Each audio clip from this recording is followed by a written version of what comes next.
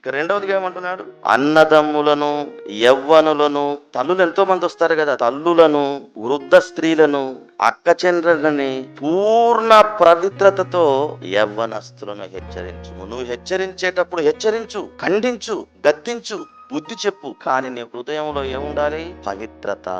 పూర్ణ పవిత్రతతో యవ్వన స్త్రీలను హెచ్చరించుము. హెచ్చరించకపోతే వాళ్ళు పాడైపోతారు. హెచ్చరించకపోతే వాళ్ళు చేస్తుంది నిజం అనుకుని నరకానికి వెళ్తారు. సంఘములో తప్పు చేస్తున్నట్లు కనపడితే ఆ తప్పును తప్పని గద్దించకపోతే వాళ్ళు మరణించిన తర్వాత నిత్య నరకానికి వెళ్తారు. వాళ్ళు వెళ్ళడానికి కారణం ఎవరో కాదు, నువ్వే. ఎందుకు ప్రభువా, నేనెందుకు? వారు చేసినటువంటి పాపానికి నేనెందుకు కారణమవుతాను? వారు చేసినటువంటి నేరానికి నేనెందుకు శిక్షార్హుడవుతాను? వాళ్ళు చేసినటువంటి పొరపాట్లన్నింటినీ నా తల మీద ఎందుకు వేస్తున్నావు అని అంటే, వారిని సరి అయినటువంటి దారిలో నడిపేది ఎవరు?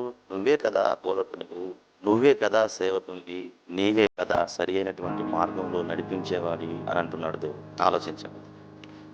కానీ ఆ హెచ్చరికలో, ఆ గద్దింపులో, ఆ వివరించే విధానంలో, వాళ్ళని సరి అయినటువంటి మార్గంలో నడిపించేటువంటి స్థితిలో నీకు మాత్రం మనసు ఎలా ఉండాలి? పూర్ణ పవిత్రత.